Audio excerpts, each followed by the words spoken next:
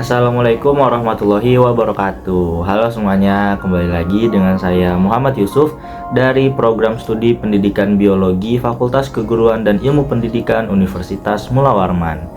Pada video kali ini saya akan membahas tentang ejaan. Nah, jadi yang dibahas itu apa itu ejaan, fungsi ejaan, contoh penggunaan ejaan, dan sebagainya. Nah, jadi kita masuk ke poin pertama, yaitu definisi ejaan. Secara singkat, ejaan memiliki arti yaitu kaidah dalam menuliskan kata dan kalimat dengan benar dengan memperhatikan penggunaan huruf dan tanda baca yang sesuai. Kemudian ada pun beberapa pendapat para ahli mengenai ejaan. Yang pertama ada Yunus Abidin. Menurutnya, ejaan adalah aturan yang melambangkan bunyi bahasa menjadi bentuk huruf, serta kata dan kalimat. Kemudian, menurut Wirjo Sudarmo, ejaan adalah aturan melukiskan bunyi ucapan. Kemudian ada lagi satu, menurut Ida, ejaan adalah keseluruhan peraturan bagaimana melambangkan bunyi ujaran dan bagaimana hubungan antara lambang-lambang itu. Kemudian kita masuk ke dalam poin selanjutnya, yaitu ejaan dalam bahasa Indonesia. Nah, ejaan dalam bahasa Indonesia meliputi yang pertama tentang penggunaan huruf. Terus penggunaan huruf ini contohnya itu seperti bagaimana menggunakan huruf abjad, vokal, konsonan, kapital, dan huruf miring itu yang baik dan benar itu bagaimana. Kemudian selanjutnya itu ada contoh ejaan penulisan kata. Nah, di dalam penulisan kata ini itu ada seperti kata dasar, kata turunan, pemenggalan kata, kata depan, partikel, singkatan, angka, kata ganti, dan kata sandang. Nah, semuanya itu diatur di dalam ejaan bahasa Indonesia. Kemudian selanjutnya ada juga ejaan yang mengatur tentang penulisan unsur serapan dan penggunaan tanda baca, yang dimana untuk penggunaan tanda baca nanti akan dijelaskan lebih lanjut pada penjelasan berikutnya. Kemudian kita masuk ke poin selanjutnya, yaitu fungsi ejaan. Ejaan memiliki beberapa fungsi penting dalam bahasa, antara lain yang pertama, menetapkan aturan penulisan. Ejaan membantu menetapkan aturan atau tata cara penulisan kata dan frasa agar konsisten dan tetap sama. Kemudian yang kedua, membakukan bahasa. Ejaan membuat bahasa lebih baku dan standar sehingga memudahkan komunikasi. Kemudian yang ketiga, menghindari kesalahpahaman. Dengan ejaan yang benar, makna kata atau kalimat menjadi lebih jelas dan mengurangi resiko kesalahpahaman. Yang keempat, mempertahankan makna asli. Maksudnya di sini yaitu ejaan membantu menyaring unsur bahasa asing agar tidak menghilangkan makna asli dari kata atau frasa tersebut. Kemudian yang kelima, meningkatkan pemahaman. Dengan ejaan yang tepat dapat membantu pembaca memahami teks dengan lebih mudah dan membuat penulisan menjadi lebih teratur. Nah, kemudian kita masuk ke poin berikutnya, yaitu contoh penggunaan ejaan. Nah, jadi contoh penggunaan ejaan ini saya bagi menjadi dua poin ya. Yang pertama itu ada penggunaan atau pemakaian huruf yang benar. Kemudian ada pemakaian tanda baca. Terus kita masuk ke poin yang pertama, yaitu pemakaian huruf.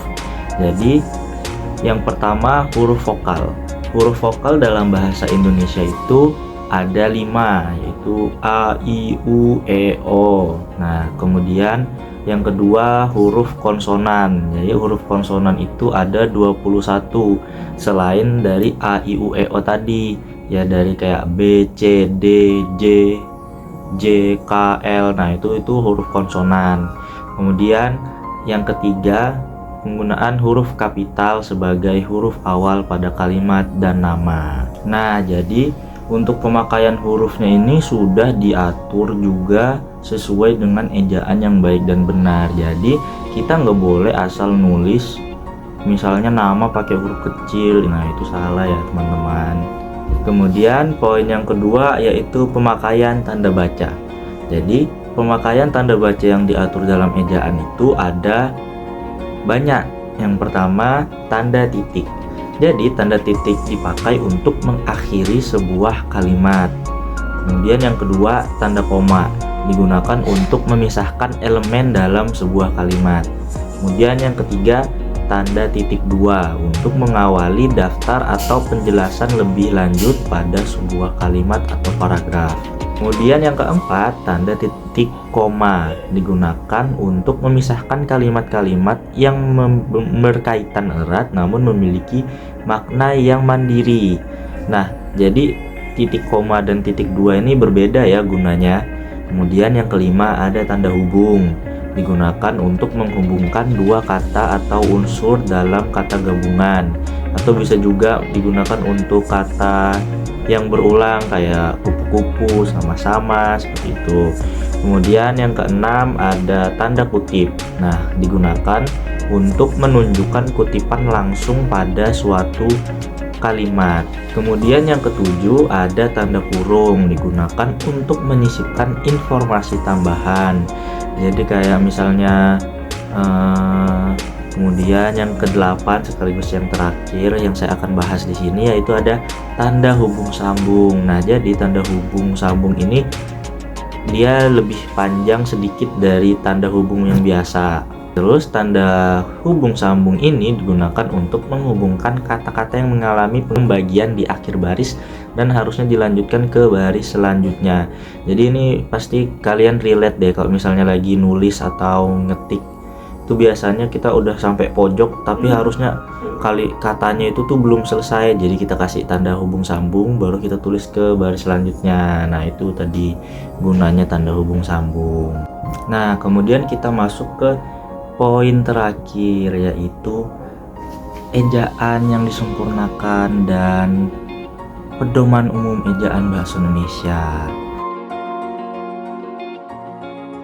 Jadi dari semua poin-poin yang sudah saya jelaskan tadi, semua itu telah diatur dan dibahas dalam pedoman ejaan yang disempurnakan atau EYD, kemudian juga pedoman umum ejaan bahasa Indonesia yaitu atau PUBI. Nah, ini tadi contoh penggunaan tanda kurung ya. Tadi saya agak bingung ngasih contohnya, jadi ini ada contohnya nih langsung.